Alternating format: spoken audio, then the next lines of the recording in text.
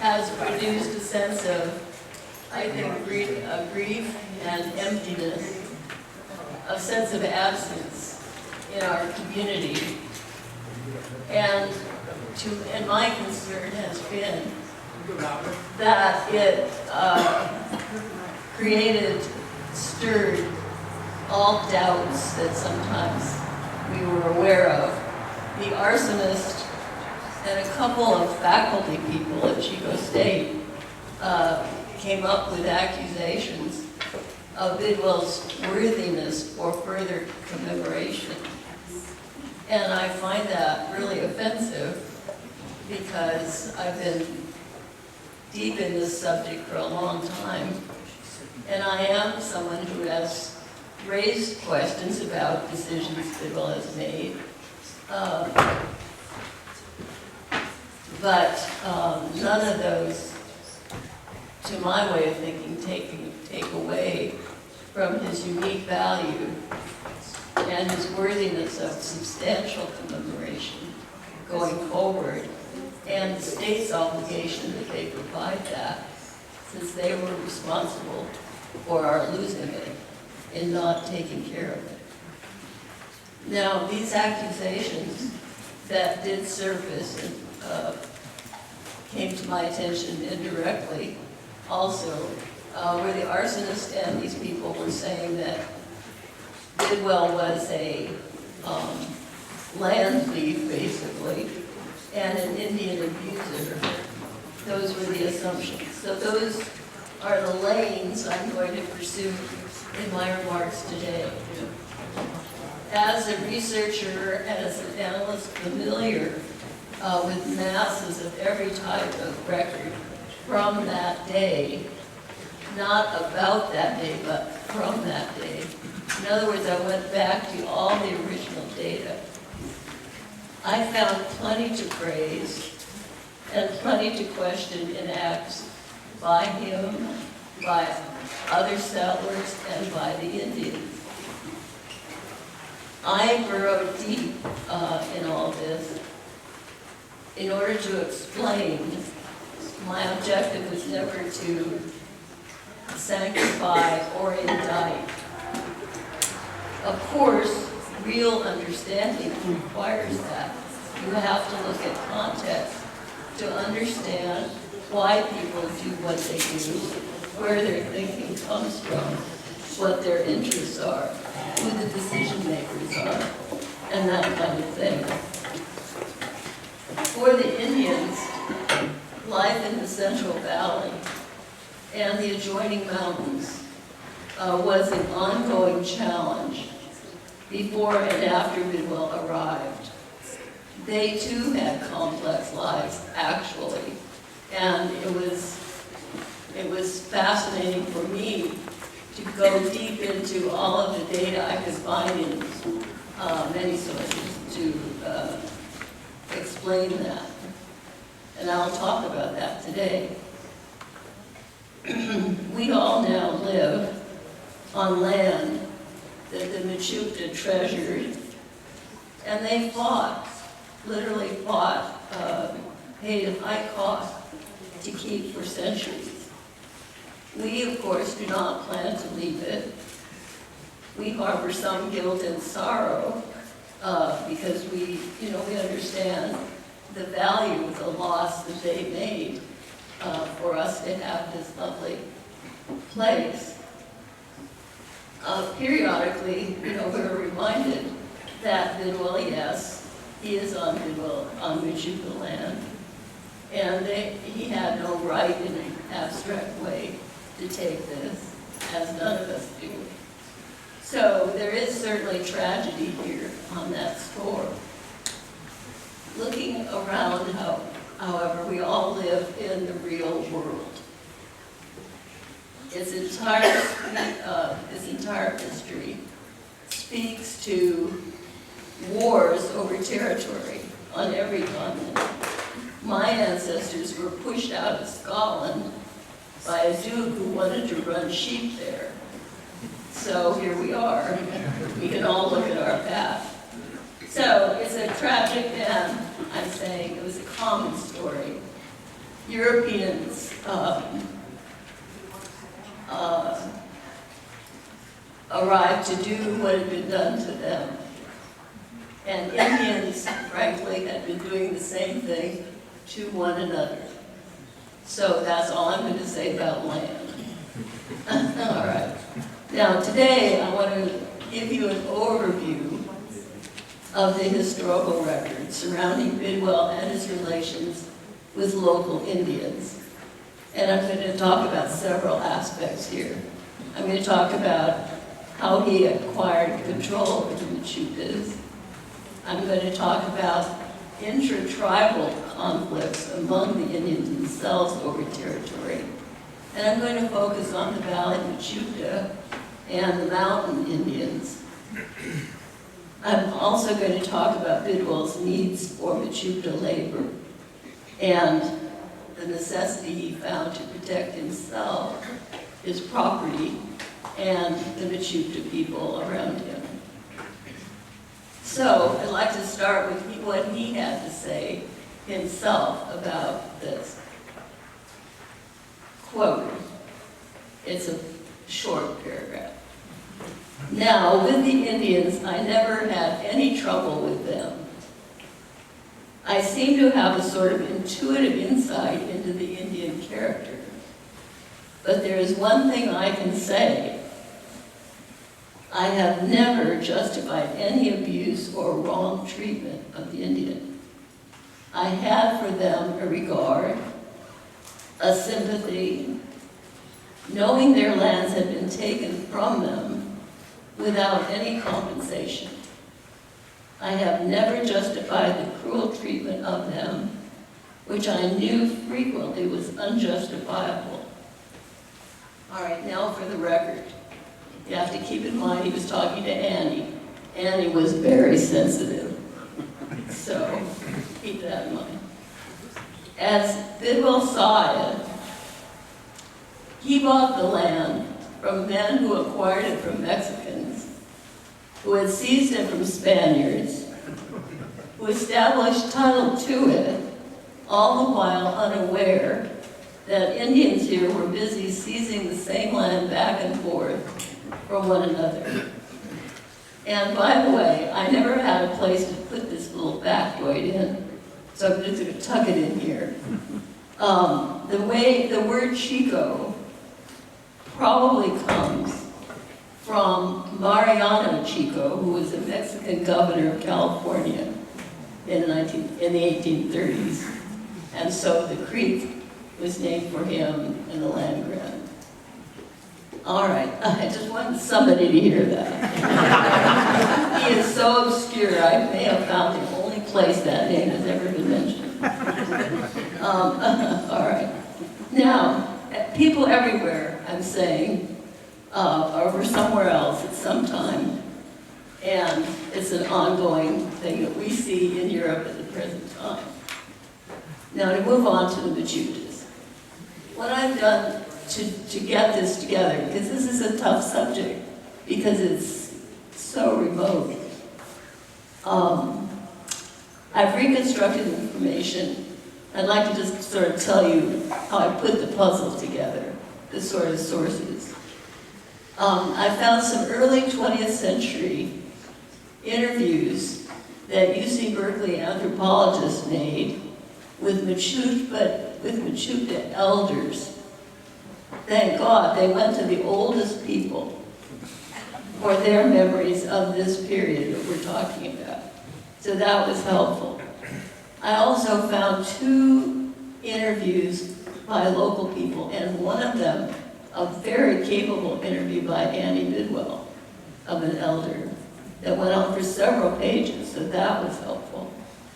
And in addition to that, I combed through newspapers, correspondence in the National Archives from Indian agents and also from Army officers, because they all came through here surveilling, trying to figure out what was going on there, if they were actually to come into control or how they'd come into control. So they actually went into the camps of MECHOOPDAs, and some of this correspondence was actually written from here. So it's very good information. And I have had the privilege of talking to a few local modern MECHOOPDA, and they've been helpful. All right, now, one of the things I found in this correspondence is that the agents, the Indian agents, were very exasperated by the settlers, and they were concerned about how vulnerable the Indians were to settler exploitation. They did respect BIDWELL. They could see that he was a serious man and a good man. But they were uneasy about his relationship, his arrangement with the MECHOOPDA, because it was just so rare for Indians to accept living on a ranch of a settler. So they worked with BIDWELL, but they always were a little bit uneasy about it because it was so unusual. At the same time, they never found a reason to challenge him, and that is to his credit. Now, one of the reasons that the Indian agents recommended to the Interior Department that Indians be moved to reservation was that they had, under American law, had to compensate for the land they were taking. They believed, and they convinced the government, that they could not buy the land using money because Indians had no understanding of money, and they were sure that settlers would defraud the Indians the minute they had cash. So that's why they set up reservations, so that they could provide the tools of transference and keep them safe. So what about this area? Well, all right, here we have, in looking at Indians, the Sierra Nevadas, of course, coming down here into the valley. These were all occupied by Indians that anthropologists have clumped together just to make sense of general understanding. They've been clumped together under an overall name that they didn't have, but they were called Maidu. In fact, these Indians we call Maidu actually belonged and identified with hundreds of big to tiny independent tribes. I like the name tribelets. Some people think that's not dignified, but they were so diverse and they were small, many of them. These tribelets were located all over this part of the valley and up into the mountains. So we have the mountain Indians, the foothill Indians, and the valley Indians. They had a common culture, but they had very different geographical needs. Now, even today, you will often find that their descendants do not identify themselves as Maidu. They say that they are, I'm a Kanka, or I'm a MECHOOPDA. So that identity has lingered, and those survive. Most of them have been eliminated or were dispersed. But those who still have a place do keep that identity, at least to some extent. Now, the settlers who came for gold found themselves surrounded by hundreds of these clusters of people with established identities. And those people were so immersed in their own lives and their own cultures that at first these settlers were considered annoying. What the hell, you know? What are they doing? They're ugly and they're digging around in the water and all this. an example of this was miners in an early camp, like in the late 1840s, was shocked one day when a party of armed warriors suddenly sprung out of the forest in front of them before they could even move, and the warriors paid no attention to them, just gave them a dirty look and kept right on moving into the other side of the forest. And the next day, they learned that these Indians had attacked a rival tribe where they had killed all the men, burned down the camp, and took the women and children. Well, obviously, the real business of the tribes was their own culture's business, and that was territorial disputes and hostilities, which had been pre-existing for hundreds of years. The raiders were focused on several objectives: taking land, or stealing food, or justice. There was an adversarial tradition then that was so deep that during the whole settler period, when there were all the problems between settlers and Indians, the Indian hostilities remained with one another. One of the reasons they weren't more successful against settlers is they could not agree with one another to unite. They couldn't form real alliances. Individuals from tribes went back and forth sometimes, made individual arrangements, but they were divided. And I might add, the settlers were divided as well. The miners did not like the farmers. The farmers loathed the miners. And we still see a split between Oroville and Chico. It goes back. All right. Now, the MECHOOPDA, pardon me.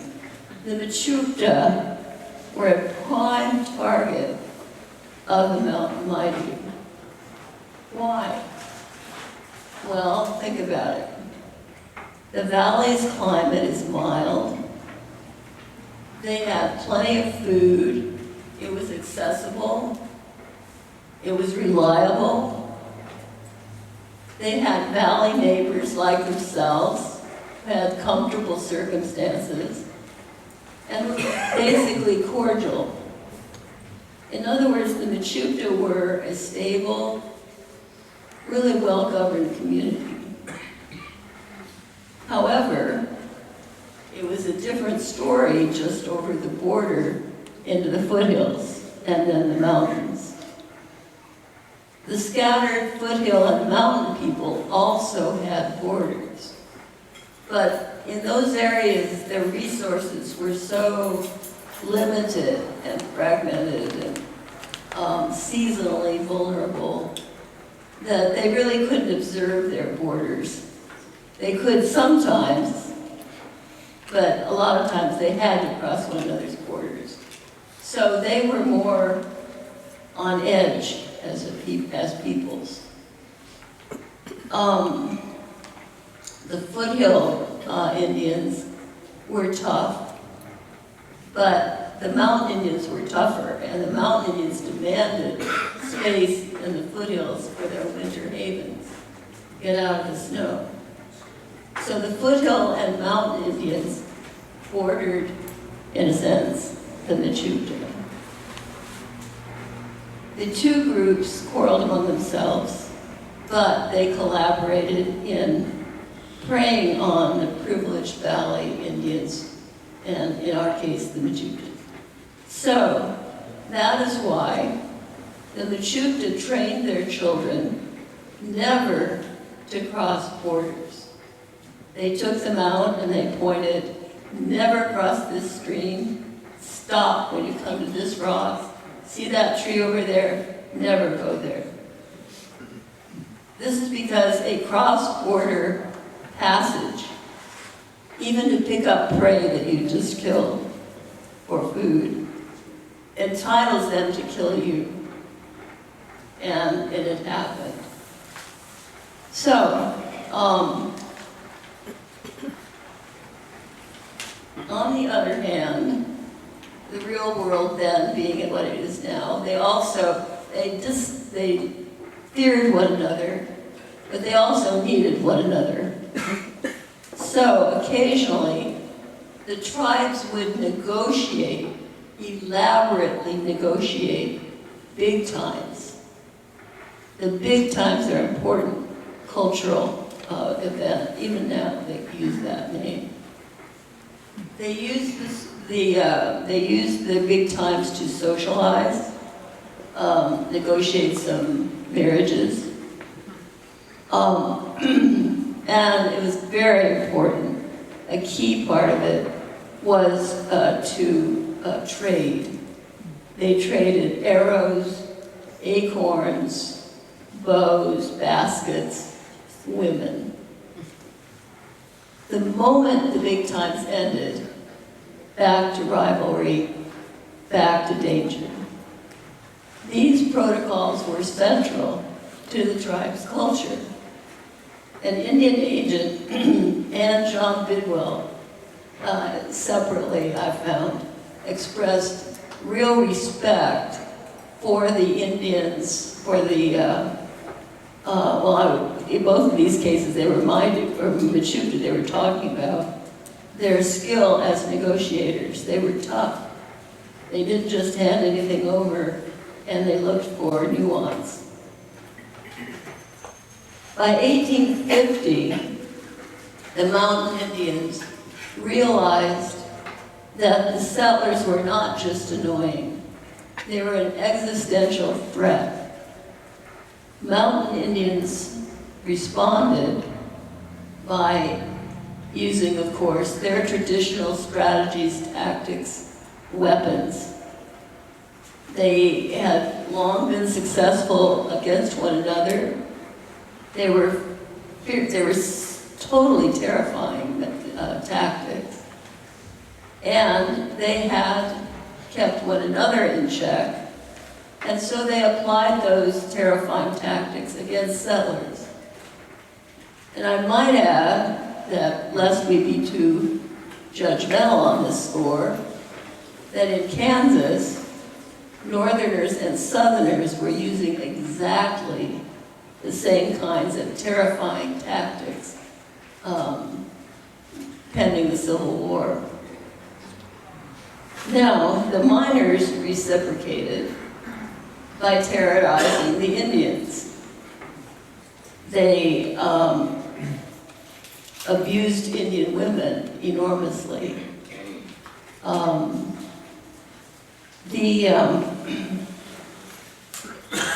Both the Indians and the settlers had a different sense of how justice operates. In our case, in the settler case, we had no procedures for justice. And so justice out here during this time we're talking about was always based on retribution. If you're harmed, you harm back in kind or by enhanced means. So it was a very tough period. So then we come to John BIDWELL.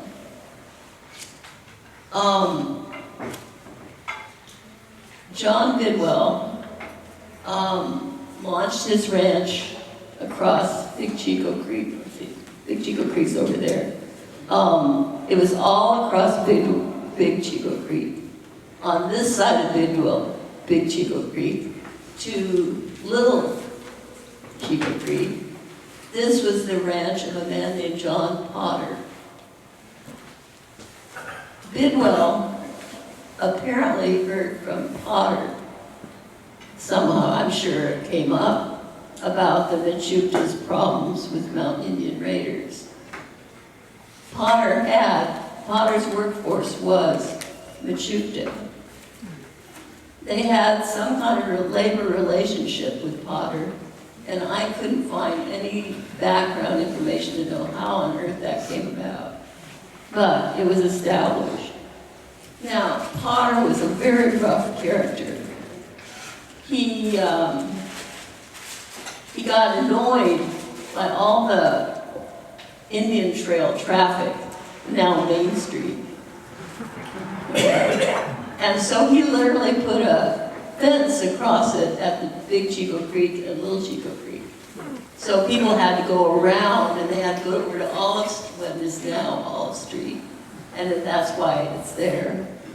And then they crossed Little Chico Creek, and they came down what is now 12th Street, in front of my house, to join up the trail so they could continue. So Potter was a man of strong opinion and not to be stopped. And I found a letter from an army unit coming through. They were looking for a place to camp. They were tired. They see this cabin up ahead, and they decide they'll just camp there. But they turned in, and it was they were so disgusted. Potter was slaughtering cattle right around his front door. There was gore everywhere. And so the lieutenant said they decided to move on down the road to another farmer. Well, this guy was, Bidwell's first neighbor. And so it matters only in that he didn't have a very clear idea, I think, of this problem that MECHOOPDA had with the mountain mine. I think he discounted the enormity, the seriousness of the problem. Bidwell was overwhelmed by all of the decisions he constantly had to make. In my book, I have one paragraph, it's a long paragraph. It sets out all the things he was doing. So that was just one thing he had to deal with, and it was kind of small sometimes. So I'm just saying he wasn't prepared really to take this as seriously as the MECHOOPDA certainly did. And he had a lot of faith in time. This will all cool down. The miners, the miners are a problem, but they're gonna fade back and they're gonna become part of the regular world. This will all work out. And in the case of the MECHOOPDA, he felt he had answers to that one. He had methods that he could bring to bring all these Indians around so that they will all fit into this new culture. One reason he arrived feeling confident, that beyond what he called in that statement, his intuitive insight, remember, about Indians, he had witnessed Indian management successes elsewhere. In Southern California, for example, he worked for a brief time at a mission which had a monk in charge named Padre Peti. Padre Peti had become quite admirable. He showed the Indians great respect. He did require discipline, but he was fair, and he met their needs. When Mexico came in, he was recalled to Spain, and as he was preparing to leave, the Indians on the mission kidnapped him so that they wouldn't lose him. Bidwell was very impressed. Bidwell next came north, and he went to work for John Sutter in the Sacramento area. Again, he saw a mix that was similar. There was training, there was discipline, but there was respect, and there was a meeting of Indian needs. And if an Indian didn't fit into this, he was free to leave. So, decisions that Bidwell made at Rancho Chico suggest these were his models. And for the balance of my remarks, then I want to give you examples of how he tried to apply that model with very mixed results. it appears, as best I could figure out, that Bidwell made his start by contracting MECHOOPDA labor from Potter. The two men, while they were in this neighbors, they decided they would pool their resources and do some more gold mining. That, of course, meant mining in mountain Indian territory. And this becomes more complicated because they decided that they would use MECHOOPDA men to go up and do the mining. Well, the MECHOOPDA must have been uneasy because they did send armed guards with them up to the camp. The MECHOOPDA then found themselves camping in mountain Maidu territory. And as they knew, the mountain Indians were furious to see this invasion of their space, and they killed one of them.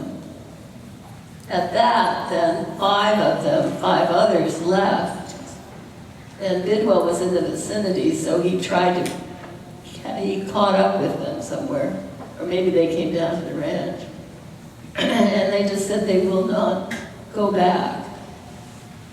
Then in another instance, Bidwell had, we're right on the Indian Trail here, right? So there's always people going back and forth.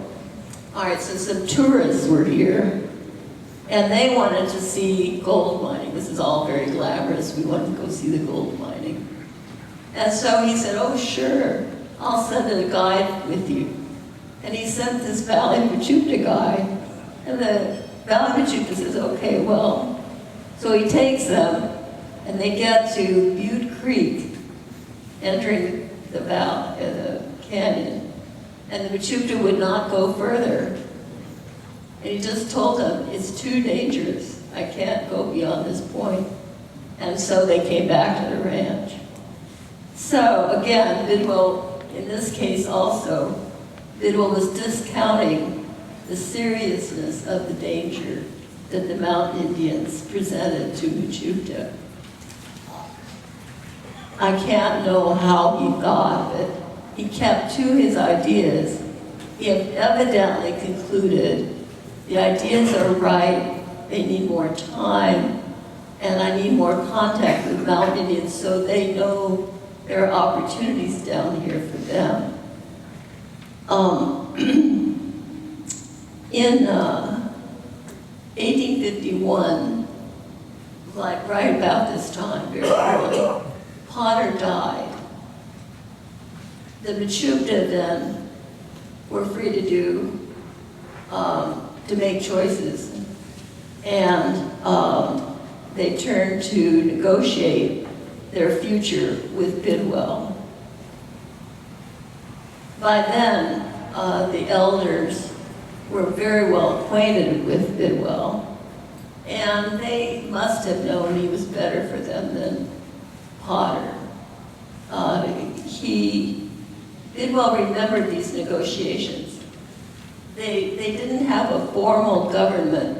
They had an informal group of headmen that these tribes relied on to make their decisions. But if any group, somebody will stand out in a situation like this. So he very much respected what he called their chief, a man named Sowile. And he later said that he thought the Indians should regard this man as their George Washington. Well, the MECHOOPDA recognized that they had an advantage in this negotiation because they knew they could see Bidwell's panic over labor problems. He had 21,000 acres. How do you manage 21,000 acres? You need a lot of help moving around. And so that was an advantage that they used to make the best deal they could. The MECHOOPDA leaders also understood that they had a vulnerability themselves That is, they could not push out Bidwell. This was their fate. They had to deal with him.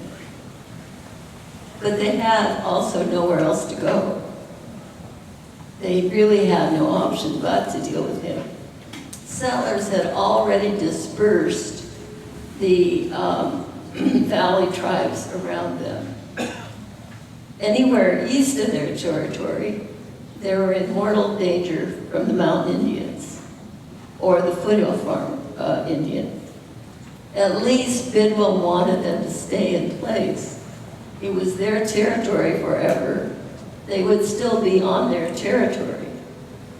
And so this made the best option they had, staying with him.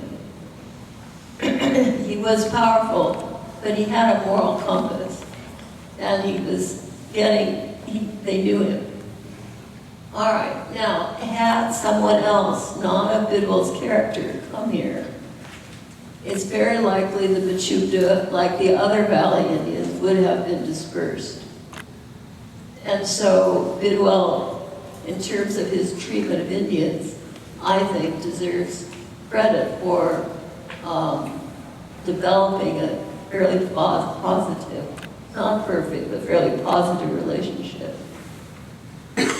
Now, this arrangement that Bidwell and the MECHOOPDAs reached was basically that they would work for him and that they would otherwise be left alone in cultural terms. For example, for MECHOOPDA safety, one of their traditions was to have the elders camp at the outer edge of their territory. And the reason they sent the elders to live out there is that they were disposable, right? But they could have a purpose of letting the people know when an attack was coming, because the mountain Indians would have to come through those borders. The tribal members then, beyond that, down here, kept to their traditional practices, their traditional foods, their traditional housing. The reliance on women as labor. For Bidwell's part, he got what he wanted. The MECHOOPDAs agreed that they would wear Western clothing when they worked. He built a bunkhouse for the young fit men, and they were to take riding lessons so that they would become vaqueros to herd his cattle and horses. From his perspective then, their training would acclimate them to new dominant culture and economy. From their perspective was they had no choice. Taking all that into account, then, when the MECHOOPDA moved on from Potter to the agreement with Bidwell, they did have reason to worry. Initially, Bidwell still was not entirely sensitive to the extent of their danger from mountain Indians. But at this time, the raids were actually accelerating. The mountain Indians were on the edge of starvation. They were faced by freezing, and they were suffering random killings and rapes by miners. By tapping MECHOOPDA resources, the mountain Indians could help feed their families. So they did this, even though they did this at great risk. They could also make the MECHOOPDA pay for their cushy white men. You know. Now, I'd like to emphasize here that the MECHOOPDA were kind of like the Rockefellers of the tribe. But that does not mean that they were wuzzes. They didn't hold this territory because they were soft. They were hard, they were tough back. And I don't think I'm violating a confidence. But MECHOOPDA told me that a memory in the culture was that there were posts lined up with mountain Indian heads on them. So that was sending a signal to mountain Indians that MECHOOPDA are not going to mess around. So please keep that in mind about them. The downside for this, in this security problem, was that the biggest burden of change fell on the young BID men. They now had to face showing up every morning for work all day on horseback, which was not really that comfortable for them. They were used to traveling on foot. And for the MECHOOPDA, all labor was assigned to women. The responsibility of men was hunting and security. So in handling security, they had a particular way of doing this. It sounds kind of strange, but you can also see how it worked. It was a traditional practice for raiders to attack at the crack of dawn when they could see, and also their victims were sleepy and disoriented. All right, now, these young men then, their practice was to stay up all night and sleep in the daytime. Now, to stay up all night, they had to stay alert because that's why they were staying up all night, pending a raid. So they somewhere along the line in their culture, they took up gambling. That's why I think casinos are perfect. I mean, it saved them once, it's saving them again. In any case, so they gambled seriously. It was a problem actually in tribal because they would gamble away their wives' baskets, you know, and things they really needed. They were somewhat addicted to it, as it is addicting somewhat. But it kept them alert. And I believe that is what was going on there. Now, so within the MECHOOPDA, not everybody was doing well with this. And also, these guys now were working all day, and so they were not, their system of defense was not working. So we're going to talk about some of the raids on BIDWELL's ranch that they couldn't stop. In 1852, BIDWELL, keeping to his idea, he's got to get these mountain Indians to understand that they can be peaceful and productive. In 1852, he was faced by a problem. Mountain Indians were raiding his herds. He had just brought in some very expensive cattle. And so he just could not countenance this loss. So he decided to go up to seek out the mountain Indian raiders. He decided that he would organize a party of farmers who were also ranchers, also a risk to this, and that they would go up and approach the ranchers' camp secretly. Then they would spring into action and approach them with job offers. Well, BIDWELL thought this might work with the farmers because the farmers envied him his Indian workforce.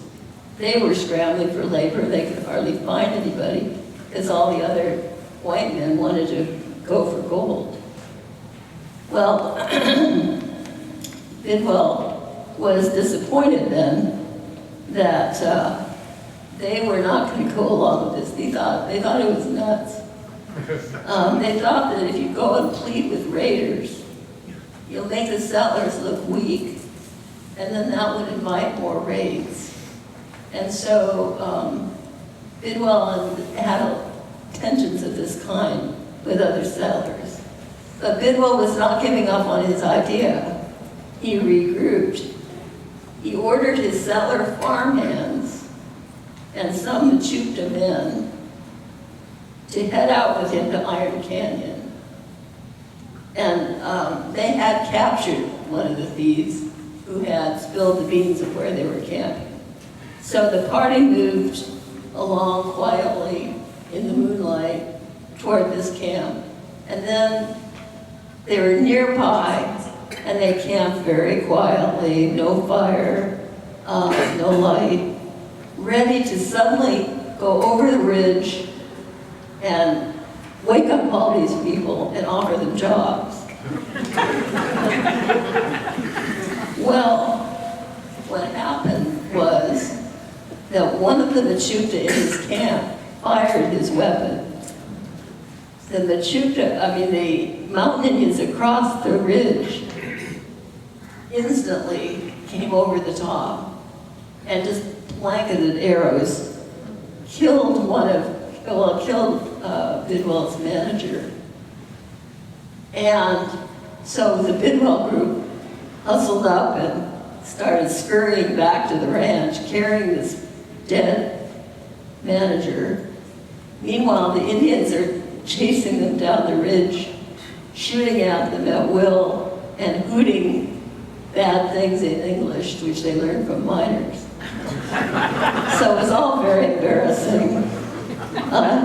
The system did not work this time. Now, directly after this, an employee of Bidwell in the mountains who ran a store up there sent him a letter, and he said, look, I can get a party of guys up here. We know how to deal with these Indians. We'll take them out, just say the word. Bidwell didn't even respond. He did not want to use violence. He did not think it would get him anywhere. And so he remained determined. But he did get serious about defense. And so in the village, he built around his headquarters, where the mansion was. He tried to cluster his buildings pretty tight around there. It was a method that they used in the East. It's called a garrison, is what they would create. So it'd be hard to penetrate, easier to defend. It took on the look of a village, and people referred to it as he had a store there. So people would go to there, calling it, we're going to Rio Chico, or we're going to Bidwell's place. But the post office got this turned down to Chico. So it started to become called Chico. And that's who we are. Now, Bidwell had another chance in 1853 because Mountain Indian parties came down into the ranch and made 2 attempts at arsons. They were not successful. But Bidwell was more alert now, so he designated some of his workers to hide behind haystacks and give surveillance, watch. Despite this, one of those workers wrote about it later and was quite amused by it. I don't think he took it that seriously, which is too bad, because on the 3rd attempt of arson, the Mountain Indian Raiders burned down his new house, his new hotel, and his new mill, all in that one attempt. Well, in another attack that year, they came down again. They attacked the MECHOOPDA camp, and they they seriously wounded one of his best workers. Bidwell actually sent to Sacramento to bring up a doctor to come up and deal with the wound. So it seems to me then that these examples illustrate Bidwell's intent to use restraint, even under extreme duress, and it left to him still to try to impress on the Mountain Indians that they were not his enemy. In some cases, there were Mountain Indians who came down. They wanted out of that whole raiding thing. They wanted to tap the generosity of the valley lifestyle that the MECHOOPDA had. And so there were a few Mountain Indians who came down. That also encouraged Bidwell. It could happen if he could just reach these people.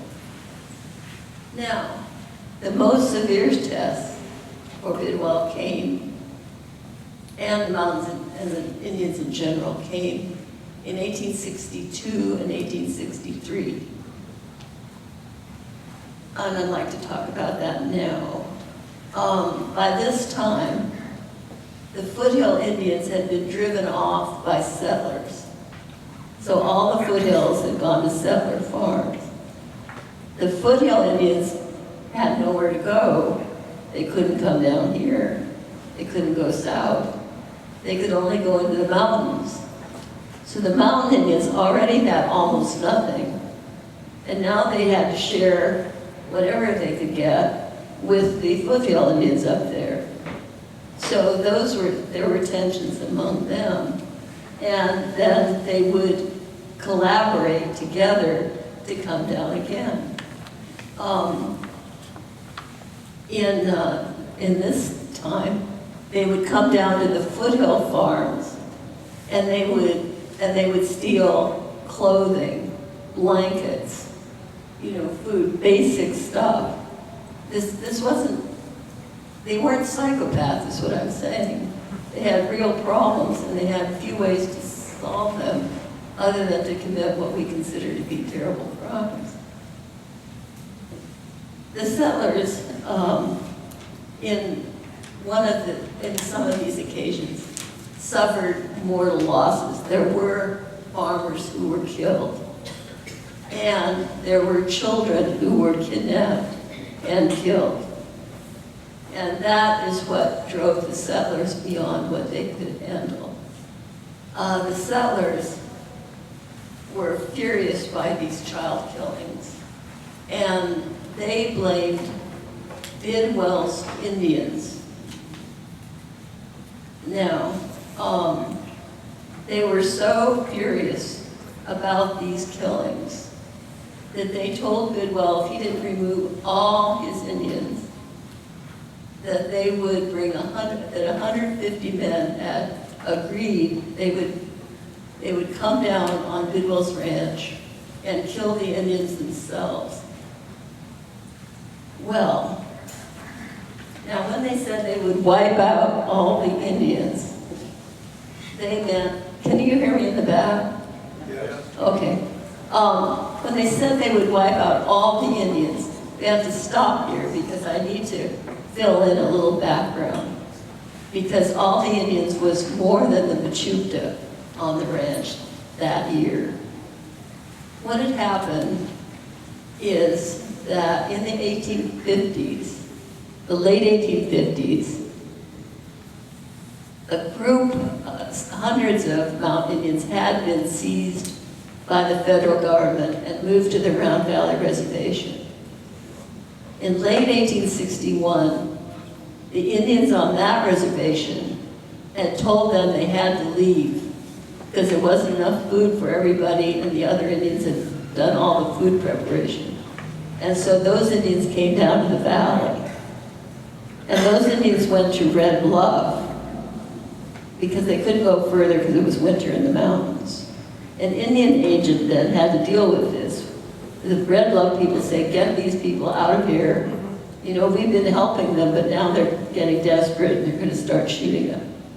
So the Indian agent has to find a place for these 500 Indians.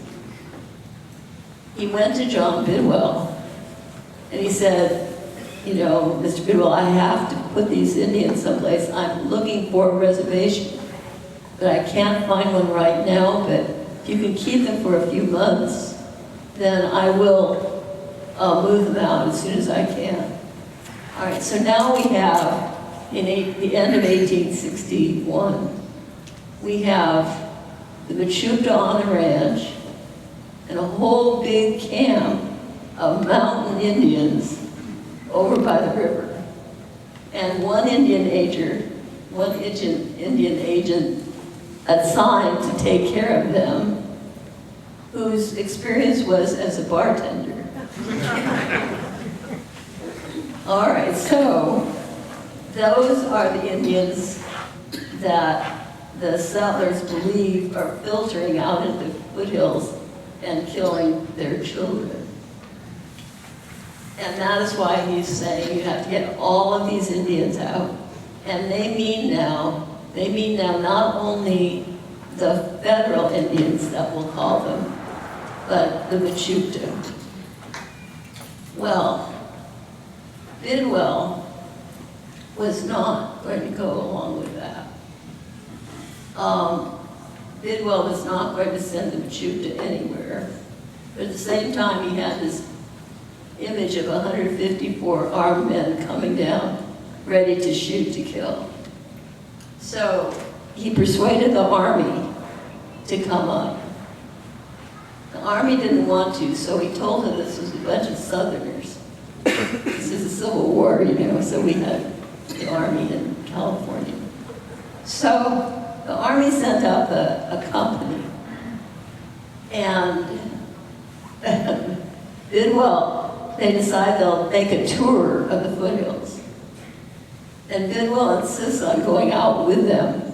And I have a feeling it was just to go, yeah, you know, to show those people he had the army with him. But anyway, this is a little ego thing I think he had. But they went out, and what they found was very worrisome, because they wrote back to the general and they said, these people are serious. Now, are you telling us that if they come in here, we have the right to shoot settlers over this? And so the general's getting a little more serious at this point too. And so it comes down to this. The thing is, they didn't object. The Army and the Interior Department were quite willing to move those Indians. They didn't really have a place to put them, but it was desperate, so they were going to put them back around Valley. And the problem was, these Indians were desperately ill. They had the worst area. They were dying at 3 to 4 a day. And that had begun in the spring. And BIDWELL had written the Department of the Interior saying, you've got to get these Indians out here. They're dying and they're troubled. Please get these Indians out of here. So now this general is willing to get those Indians out of there because, well, what he does, he sends up a second company. One of them is to stay in Chico. The other one is to accompany the ones being removed. And the general got BIDWELL to agree that since they're so sick and dying, that they couldn't be asked to walk. They can't walk. BIDWELL had to agree to get wagons. He said, no problem, I'll go to the farmers, we all have wagons. He went to the farmers and every single farmer refused him a wagon. And he gave up, he came up with 1 or 2. He didn't come up with a lot. It was harvest time. So this desperate image, you know, of these poor Indians going off, and all of the sources that the histories said this was a terrible removal. 32 Indians died. All right, so I'm reading on and on and on. I come across a letter from Army lieutenant up there at the reservation, and a separate letter by a head of the reservation talking about the arrival of Indians. 200 died. 200 died from being so sick that they could not survive the hardship of that trek. So please remember that. I think that's important, a tremendous loss. The settlers did fade back with the Second Army unit there. They knew they couldn't stand up to that. By the way, they used to do their parades where the Madison Bear Garden is. They camped by Bidwell Junior High, between there and the creek. And they could have drilled out there, but they came into town to drill where everyone had to see them. And it was an impressive sight, apparently. All right, so in 1865, the Mountain Indians gave up. They just could not sustain the fight any longer. By and large, peace descended. Over time, there was intermarriage between Indians and settlers, of course. It's an altogether tragic story. For Bidwell's case, his labor problems were resolved by the advent of miners who failed to get rich and were willing to go back to farming, which they'd always grown up doing in the East. And also the Chinese came, so they provided a large labor force. It's to Bidwell's credit, I think, that he sustained the MECHOOPDA on his ranch, on the ranch, that he took care of them no matter how old and worn out they were. He kept them, they were able to stay in their place on their traditional territory for their whole lives. In Chico, I don't recall seeing, I've been through so much Chico newspaper recording, and I don't recall instances of Indians being abused in Chico. The Chinese were horribly abused in Chico. But the Indians not, and I think it's because there was a clear understanding in this town that you don't mess around with the MECHOOPDA. And it had to do with Bidwell and his influence on all the governing powers. So that is to his credit as well, I believe. All right, Bidwell then was not a perfect guy. He was a very powerful man, and he sometimes acted in his interest, as we do in this world. But he was a unique individual. He did have a moral compass. He believed he was doing things for a larger right when he offended people in more minor ways. And I think the MECHOOPDA were, they suffered tremendous losses, but they were also fortunate, as history treats us all. Through thick and thin, they've been able to keep their identity as Chico's ultimate founders. And I think they are due a great amount of respect and consideration from us in that role. And we're all the beneficiaries of John Bidwell. His mansion was our common link to his past. And I think that it's up to us now to see that the state provides a proper memorial to the Bidwells as representing this whole past. And I might add just one last thing. We're a little city, and in the days that I was studying, We were very small, like the largest Chico was in the histories that I've done. It was like 44,000 people. But it was a very rich little city. It was as complex as today's world is complex, but just in its own way. So I think I actually enjoy going to Chico Cemetery because I go around there and it's like I'm downtown and these people that I've been, seeing, writing about, they're there and there and there. And it just kind of gives me a sense that we're all connected and we're doing the best we can. So Tom Von Overbeek is here collecting information about it. So, and Jane Dolan's here. She's been helping us a long time. All right, many people, and please support the museum. A lot of white hair here, a lot of estate planning going on.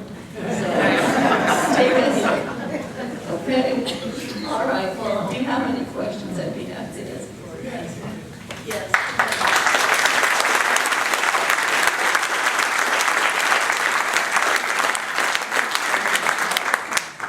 Thank you for being here. That was fabulous. One thing I was curious about, there were, thank goodness, many interactions that were not violent. How did they communicate? Did you identify translators or with all the different languages, were there discernible people who mastered that, who were capable facilitators? Language was a problem because some of these tribes could be 50 miles apart and not have the same language. But one thing that BIDWELL did is that he copied from something, he brought down a young boy who lived among several tribes apparently. And that, he brought him down and sort of brought him up here. And he was the translator.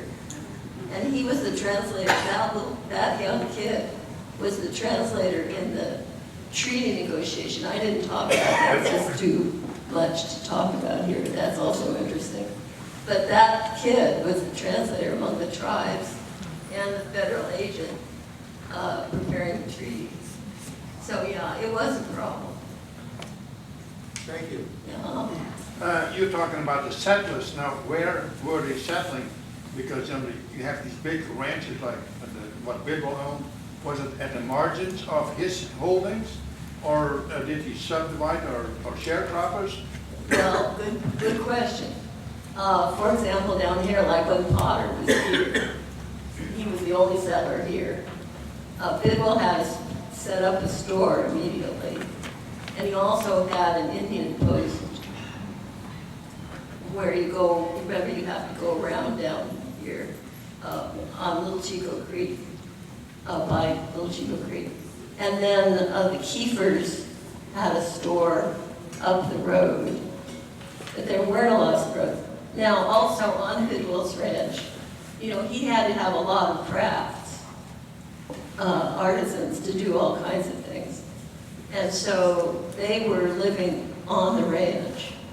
And a few of them had families. Most were single men, but some had houses for their families. But those guys weren't working all the time on ranch stuff. So people could bring in work to BIDWELL. See, then they go to Rio Chico or BIDWELL's place to get work done. So that's how it became like a village. And so there were, you know how in the Midwest, I grew up in Iowa, all the towns are like a day's buggy ride from one another. And it was that way here too. From here to Kiefers was like a good hike. And then on to Bina, and then to Red Bluff, something like that. And then people did some of those crafts on their farms, and people came to them as a sideline. Anything else? All right, well, thank you so much. There's one more question. Oh, I'm sorry. I was wondering about their spiritual practices. Did they become Christians in the early 1800s, or did they keep their spiritual practices for a while after? They kept a lot of their spiritual practices for a long time. For example, I can't recall what you call the big hut that they had their spiritual meetings in. So they kept those. Annie's great commitment in life was to relieve them of those religious practices. And they did once convince her to go into their big hut, where there was a lot of movement around that seemed very strange to her, and she was kind of glad to get out of there. But she's the one who really brought them more in a Christian direction. And some of them the BIDWELL sent off to the Indian schools, some of the more promising ones. And I suppose they had exposure there also to Christian faith. But they did try for a while to hang on to their traditional beliefs. And it's one reason it's hard to, in doing the research, it was hard initially to read interviews with them because they didn't have the same sense of time or chronology that we have. And so they would throw up these things that made no sense at all. But by going deeply into the other types of sources, I could put them together and then they made sense. So they did hold on to a lot of their practices for quite a while. And in fact, one of the women here was considered for training code talkers in World War II. She was a woman in 1940 who was 80. And they had a lot of respect for her. So she had kept the language. Anything else? Yeah. Yes, BIDWELL's native children, are they still around and do you ever keep in contact with them? Yes, I'm not in contact with them, I don't think, but they are around. It is possible that they are his children. It's possible that they aren't. There was a test with a relative for DNA, and it's a possibility that they are. There's a better test that could be made. I spent a lot of time in the state archives going through all of the BIDWELL material there. And there are materials there from her, from Annie. And in that, I saw an envelope, just a plain envelope. And it's a piece of his hair.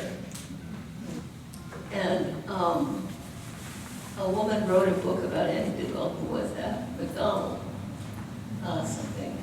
Anyway, I told her about that, and she didn't know about it.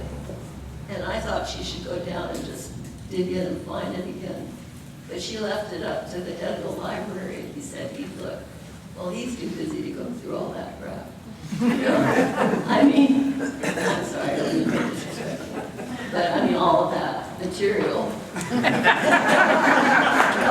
And so it's still there.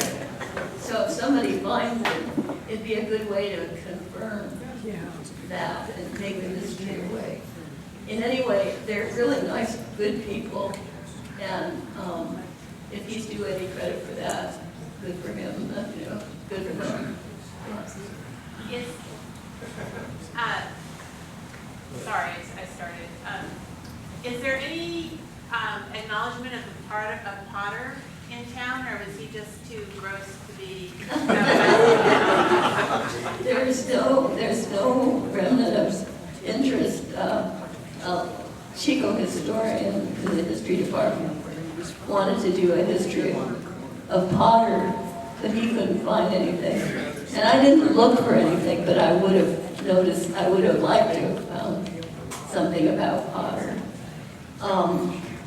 The Potter, oh, I know, the Potter heirs, was it Potter heirs? Yeah. Oh, yeah, it was. It wasn't.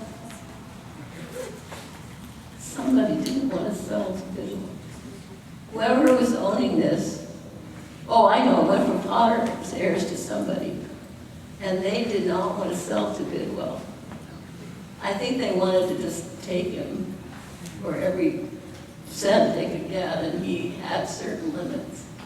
So he had to live with it for a long time in the hands of heirs. And I found a letter, actually, late in my research, a letter from an heir to the Judge Lott in Oroville, saying, I know that you have to make a decision tomorrow, but I do not want to sell to Bidwell.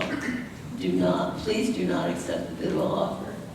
And the judge, I think he thought, I had enough of these people, you know, and so he let the sale go through, and then Bidwell got it. And that's when, and this is another thing to keep in mind, please. Chico was only on the north bank of the creek until 1860. Then he got the Potter land. Then Chico, this Chico that we know, became what he called Chico Village, as opposed to the Chico Ranch. So that's something to keep in mind. Yes? Did Bidwell eventually employ Chinese, and you said in Chico that they were Yes, he did. abused? But he denied that he did, and there were Chinese problems. But he did. There are actually photographs of him working in his fields. But he was kind to them as well, Oh, contrary to yes, the, yes. that's consistent. And also, if I may ask, was there not an attempt on his life at some point in time? You brought that up. Yes, there was. I'll get to you in just a minute. Oh, I'm sorry. That's okay, I'll finish here. Yes. In fact, remember I said that somebody shot off the gun in that camp? Yes. And then they just came down? Well, that guy was never penalized by Bidwell. And later on, I cannot think which year exactly it was, but a group of mountain bikers came down, and some MECHOOPDA allowed them to meet together in one of the huts. Another MECHOOPDA told Bidwell that they were there, and they were coming for him. And so Bidwell collected, just off the wall, everybody in the store and everybody around that he could get. So they all went to this hut.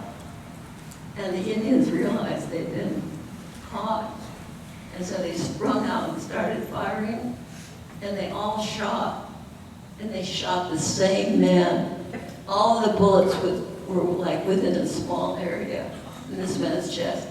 And it wasn't Bidwell, of course, it was this miller who looked like Bidwell. He was a big man, And Bidwell, in this interview with Annie, inferred that was the same man who had shot the gun in that Iron Canyon interview. Thank you for asking that. I wanted to say that. Is there anything extra special to the MECHOOPDAs about the plot of land where the mansion is itself and grounds around it? Well, it was their land, just like all of it, all of where we live was theirs. And I've heard that some MECHOOPDA think we should give that land back now.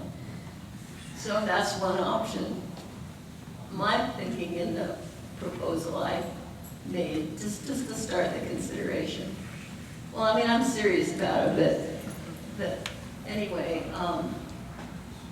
is to have a very significant garden display in the front with a dedication to the MECHOOPDA. Something like that, something substantial. They need to be recognized. Just think about it, they've been here hundreds and hundreds of years.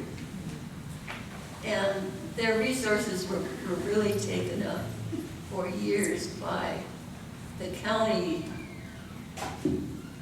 collaboration with the Mountain Indians protecting the casinos in existence and not wanting the MECHOOPDAs to compete. So they had to spend a fortune on lawyers. I think I heard the amount is $600,000 at least. So now their money is freed. I don't know where it comes from actually, but it's freed, and we're starting to see them invest in the community. And they're so important in Tehama County. The Indians there are very generous. And so we have a great chance going forward to incorporate our communities and value in them. Tom? Do you think the mansion should be rebuilt? Do I think the mansion should be rebuilt? I don't, but I did just read an article yesterday about a place in South Carolina where that happened to them back there. It was burned down in the Civil War, something like that, or maybe the Revolution War. In any case, they raised the money and rebuilt a very handsome house. It doesn't look exactly quite like the picture of the oldest one. It's very close. So I guess it could be done. I just don't think it's the same. So that's why I have another idea that I propose. But I just hope we can unify and accept whatever, even if we lose on our side, accept what we do together. We need to do something important that's unifying, because we do all care about that. That we're not arguing about, it's important. And yet,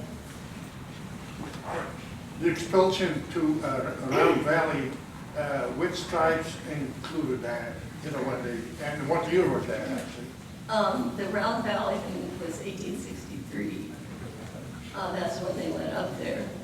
And the tribes, the tribes on the coast were already there. And those are the ones that were in place, had been farming the food and all that kind of thing, and resented the mountain lighting coming up. And I don't recall the names of the tribes. I have those, and I think I have those names before. Could you speak about the property that was given back to the MECHOOPDAs in New Creek Canyon? Yeah, I don't think it had been their property, actually. I think it was another tribe. Yeah. But it's appropriate that it go to Indians, so it's good for them. They are taking care of it too. Are they good? Yes. Yeah, I thought that was